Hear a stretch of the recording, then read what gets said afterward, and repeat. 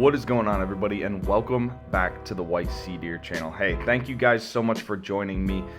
Today we got 4 stories for y'all before we get into our featured article. I hope you guys are having a great morning, and I know you're gonna have an even better day.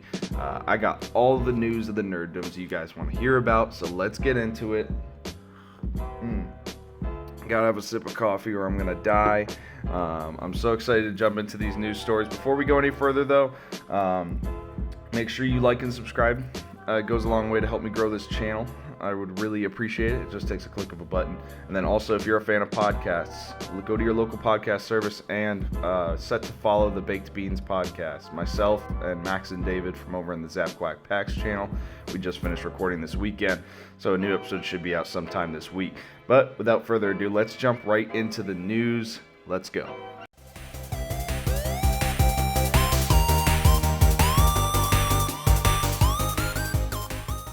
Alright, so 4 news items that we're going to speed run through before we get into our featured article today. The first one is going to be The Conjuring, The Devil Made Me Do It beats the weekend box office with $24 million in sales, followed closely by A Quiet Place Part 2 with $19.5 million in the weekend box office. I gotta say, I watched the new Conjuring on HBO Max. I did not get the theater experience, but I will say it was actually a pretty enjoyable movie.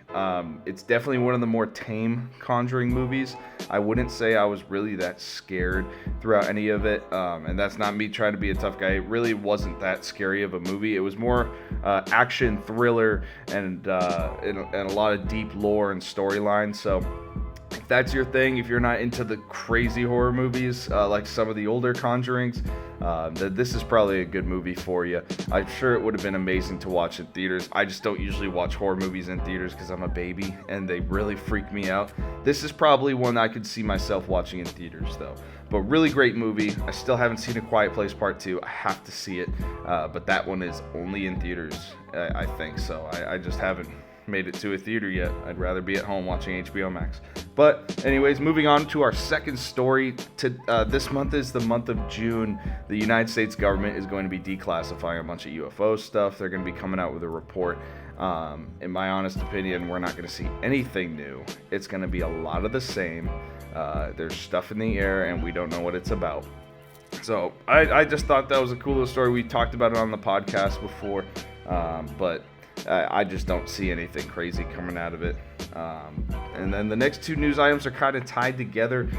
Oddworld Soulstorm has received an ESRB rating for the Xbox Series X and the Xbox One. This is a game that I've been interested in ever since it came out. It is a PlayStation and PC exclusive, so to see it get a rating for Xbox, obviously there's an imminent announcement that we're going to see it move on to Xbox, which will be fun. Hopefully we can get that game over here on the Xbox side, and because I just want to play more games. And then on the flip side, the other thing, the Medium, which by the way, if you guys haven't seen my playthrough of the Medium, it's on my channel. I'll link the playlist in the description below so y'all can go check that out. We had a lot of fun playing that game, and it's a great horror game in my opinion. But it is an Xbox exclusive and a PC exclusive, but it just received its rating for the PS5. So if Max, you're watching this video, I know you've wanted to play this game for a long time. It just got rated M for the PS5, so it looks like an announcement is imminent. Hopefully, maybe we'll see that at Xbox's E3, that the Medium is going to the PlayStation. Well, you know what? I doubt they would advertise something going to the PlayStation, so never mind I said that. But still, it's cool to see that they received the rating. And now it's time for our featured story of the day. Let's jump right into it. Far Cry 6 will offer a third-person mode throughout the game. This is by Liana Rupert over at Game Informer. Let's jump right into the article. I'm super stoked for this. You guys will hear all my opinions on Far Cry 6 in the next podcast episode, which again, you gotta check it out. I'm sorry to keep plugging the podcast, but myself, Max, and David, we talk a lot in this podcast about our opinions on a lot of different things when it comes to games, anime, cartoons, comics, Marvel, movies, what have you, TV shows. So make sure you check it out because this next episode we go into a deep dive into Far Cry 6 and what we're excited about. But I'll mention some of this today. So let's get started on the article. In our most recent look at Far Cry 6, Ubisoft showed a few instances where it looked like the player could shift from first person to third person regarding perspective. So what this is talking about is that new gameplay release that they did last week, about 16 minutes of footage of in-game engine of gameplay. And it did show the main character in third person at times, both riding a horse and just on foot. So there's been a lot of speculation over whether or not you could play in third person, which is something you were not able to do in any of the previous Far Cry games. It would change the game when it comes to Far Cry. So moving on, some fans wondered if that was actual gameplay feature or something specific to just cutscenes. Whoa. Luckily, Ubisoft has confirmed that third-person mode won't be limited to just a small portion of the game because the team wants to be able to fully explore the Danny experience without limitations. Danny, I believe, is the name of the protagonist in Far Cry 6. Moving on, in a recent interview with GameSpot, narrative director David Cavari told the site that there were a few different reasons that factored into the decision to offer a third-person option. Among the chief reasons was that the team wanted players to be able to experience Danny as fully as possible. Quote, in its cinematics, third person is something that the team tried early on, and it felt surprisingly seamless, Cavari told the site. It instantly felt like there was more of a connection to Danny's journey in the world, more of a connection to this epic story in Yara. I agree with this. I think this is a great move. Always give players the option to do third person or first person. I am going to continue to be a Far Cry purist. When it comes to this, I think I'm going to stick in the first person mode, but just the fact that I can go into third person to see maybe a situation, Danny, who apparently is the protagonist's name, I forgot, just to see what kind of situation he or she is in, and then also just to be able to take a look at landscapes better. I think when a camera pans out into third person, it's a little better in seeing your environment and what's going on around you. So I think that's amazing. I like seeing innovation from Ubisoft on this. Ubisoft has gotten a lot of criticism for being a lot of the same when it comes to these Far Cry games. I don't necessarily agree with that. I thoroughly enjoy Far Cry series, and I thoroughly enjoyed 5. I thought it was an incredible game. But just to see them come out with all these innovations to their game, not saying that a third-person shooter is innovating and groundbreaking. Obviously, it's been done plenty of times before.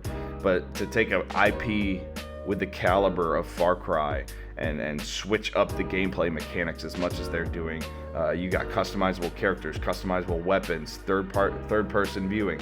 I mean, these are things that are not in all the Far Crys, or any of them, for that matter, if I remember correctly. Just being able to pick your gender. Far Cry is normally very rigid on who you play. So it's exciting to see all these innovations coming from Ubisoft, and I hope they keep this trend going with all the future Far Cry games. But so far, I'm super excited for 6. But let's continue with the article. He added that this decision will allow for players to fully enjoy their character customizations, immersing fans even further into this rebellious narrative. Players will be able to swap to a third person in guerrilla camps and during certain combat situations, all with the idea in mind that could highlight Danny in a much better way. This perspective change can also be seen when players use the Supremo backpack as well. In the Supremo backpack moments during gameplay, the third-person transition is intended so players can see all the backpack's effects, and it better feels its impact and action, he said. Now hold on. Let me go back up real quick. He said that they're offering a third-person option, but then this says players will be able to swap to a third person in camps and during combat situations. Wait, didn't he just say that? Hold on here. Alright, hold on. At the beginning of this article, it says, luckily, Ubisoft has confirmed that a third-person mode won't be limited to just a small portion of the game because the team wants you to be able to fully explore the Danny experience without limitations. So that, to me, tells me you can do it whenever. And then I go down here, and it says, players will be able to swap to third-person in guerrilla camps and during certain combat situations, all with the idea in mind you can highlight Danny in a much better way. What, am I reading this wrong? Am I getting confused? Because up here it's saying you have the option to do it whenever. At least that's how I take it in that first paragraph. And down here it's saying all I can do is swap to third person in guerrilla camps or during certain combat situations. That is limiting. I don't quite understand the messaging here. Of course, this is an article highlighting a Ubisoft answer, so I don't know if this is Ubisoft doing it or if this is the journalist that kind of I don't know, left some old info in there. We'll see. I hope it's the former. Is that how the first one is the former? Yeah, I hope it's the former, where we don't have any limitations on your third person usage. But we'll see. This just kind of confused me a bit. I read these articles in real time for y'all to get an actual reaction, so you guys see me get confused sometimes. If you guys see that I completely missed something, leave comments below so that you guys can help me out. But from what I'm seeing, I literally just got two different answers there, so I'm probably gonna go with the more limiting one that seems more realistic. So third person in guerrilla camps and only during certain combat situations, which I can't imagine is very much. It's probably just assassinations and that backpack thing. So effectively there is no third person in Far Cry 6. So I don't know why they're talking about it so heavy. That's kind of frustrating. But let's continue on. Maybe they'll clear that up. Quote, in the Supremo backpack moments during gameplay, the third... Yeah, okay. So we already read that about the backpack attacks. So this decision, according to the narrative direction, will allow players to connect with the character even more, seeing them within the world of Yara versus through just their eyes. Interested in learning more, blah, blah, blah, shameless plugs. For Game Informer. So that article was Far Cry 6 will offer a third-person mode throughout the game by Liana Rupert over at Game Informer. I'm sorry. It was a little repetitive. They said at least 3 times that this will allow players to connect with the character, and they gave me 2 different messages on how the third person's going to be.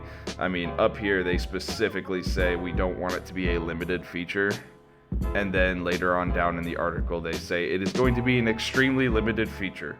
So I don't know, they obviously tweaked the engine enough to be able to do a third person, and they just didn't go all the way. So it looks like you're pretty much not going to be able to go into third person regularly in this game, and that's kind of sad because I thought Far Cry in third person would be just a nice little experience. Again, not one that I necessarily would do, but it's good to have more options for the player. It's good for accessibility, and that's what we ultimately want in gaming. But anyways, let me know what y'all think. Are you guys excited for Far Cry 6? Do you guys want to see third-person mode be implemented? Again, if I missed anything, leave a comment below, because I'm kind of mind-boggled by this. It doesn't make any sense to me. But either way, still excited about Far Cry 6. Still excited about Ubisoft's new venture. I think there's still a lot more innovations in that game. So I can look past the third-person stuff. But thank you guys for joining me. I really appreciate all the support. Make sure to like and subscribe if you made it this far. I hope you guys enjoyed the video, and love y'all. Take it easy now.